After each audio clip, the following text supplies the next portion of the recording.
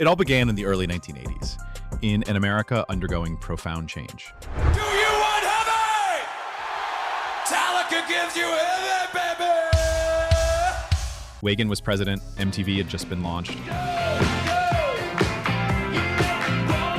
and the streets of Los Angeles were pulsating to the sound of distorted guitars. In garages across the West Coast, a generation of rebellious young people were looking for an outlet, music violent enough to scream their rage at the world.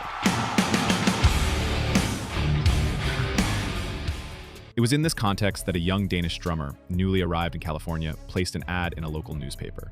His name was Lars Ulrich. On the other side of town, James Hetfield, a guitarist with a dark gaze and a deep voice, came across the ad. Their meeting was nothing extraordinary at first, but it was the collision of two forces that would change the history of metal. The beginnings are chaotic. The band strings together rehearsals in cramped garages, suffocated by heat and the smell of gasoline. The amps spit out a rough, almost uncontrollable sound. Dave Mustaine, a talented but unpredictable guitarist, brings his fire, while Ron McGovney holds down the bass. But already, tensions begin to surface. Mustaine, brilliant yet unstable, often clashes with the rest of the group. These frictions will lead to his exclusion, a pivotal episode that will forever shape the DNA of Metallica. It's at this time that a bassist unlike any other enters the scene. Cliff Burton.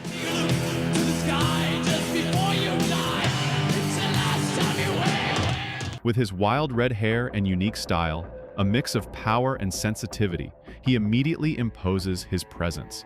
Cliff isn't just a musician, he's a soul, a backbone.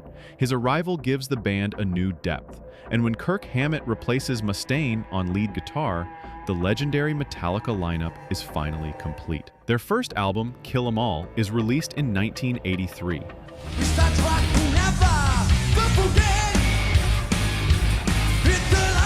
The record is a thunderclap, fast, aggressive, uncompromising. Mainstream radio ignores it, but in basements and clubs, it becomes a Bible. Fans see themselves in this music that doesn't try to please, but to strike. On stage, Metallica doesn't play, they attack.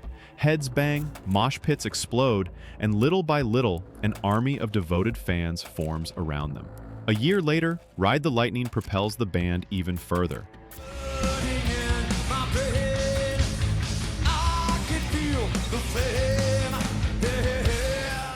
The songs are no longer just violent, they are crafted, thought out. They speak of the fear of death, injustice, oppression.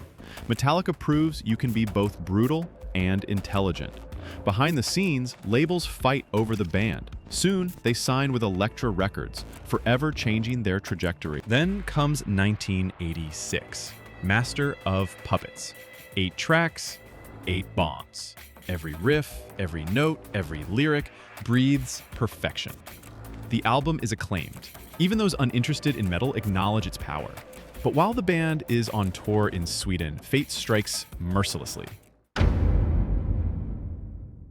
On a freezing night, their tour bus crashes off the road. Cliff Burton is thrown from the vehicle. The sound of screeching brakes and being flipped around like a piece of clothes in a dryer. He dies instantly. The shock is indescribable. The survivors, Hetfield, Ulrich, and Hammett, are shattered. Some consider giving up. But in the silence after the tragedy, one certainty is born. Metallica must go on. Not for themselves, for Cliff. Jason Newsted steps in. With him, Metallica records And Justice for All. The album is technical, ambitious, but marred by a strange production choice. We had to do at the time was just battle on. We'd always been about fighting against everything that came our way and stuff like that. And that really sucks. The bass is almost inaudible, as if Cliff's shadow still loomed over them. Despite this, the record is a success. The video for One becomes iconic. For the first time, Metallica is played on heavy rotation on MTV. The underground is behind them. Now they belong to the whole world. 1991, a black cover. Simple, mysterious. The Black Album arrives, and with it a storm of global hits. Enter Sandman, Nothing Else Matters, The Unforgiven. Metallica literally explodes. Stadiums fill up, sales break records, the band lives in total excess, private jets, massive concerts, rock star lifestyles. But glory comes at a price. Behind the smiles, tensions grow. Alcohol, exhaustion, disagreements. Metallica begins to crack from within. The following years divide fans. Load and Reload mark a stylistic shift. The hair is cut, the sound leans closer to alternative rock. Some fans cry betrayal, but Metallica moves forward, no matter what. Then comes the war against Napster. By attacking the illegal download platform, the band defends its rights, but loses part of its rebellious image. For many young people, Metallica becomes the symbol of the old guard refusing to adapt. The early 2000s are a downward spiral. Jason Newsted leaves the band, exhausted by the tensions. James Hetfield sinks into alcoholism and ends up in rehab. The cameras of Some Kind of Monster capture everything. Violent arguments, tears, confessions. For the first time, the mask falls. Metallica is laid bare, fragile, human. In 2003, they return with Saint Anger.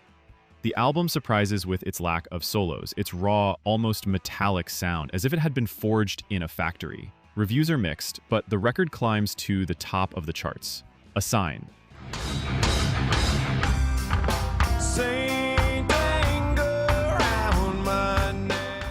Despite everything, Metallica remains indestructible.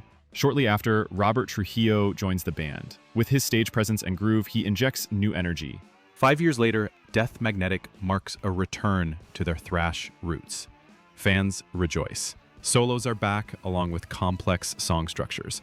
Metallica proves it can still roar. The band embarks on massive tours. Every concert is a ritual. Tens of thousands of people, fists raised, singing in unison, hymns that have become timeless. Even the riskiest projects don't stop them. In 2011, Metallica collaborates with Lou Reed on the album Lulu. An experimental work, rejected by many, but one that demonstrates their artistic courage. Because Metallica has never been afraid to disappoint. Their only goal? To move forward. Today, after more than 4 decades, Metallica continues to write history. They fill stadiums, release new albums, unite entire generations. Their music resonates just as strongly in teenagers' headphones as it does for those who have followed them since 1983. They've become far more than a band. They are an institution, a living legend. In the roar of their riffs, in the force of their choruses, there is something timeless, a rage that refuses to die, a cry that transcends decades. Metallica is proof that pain can be transformed into art, that anger can become an anthem, and that even in the face of tragedy, music can survive.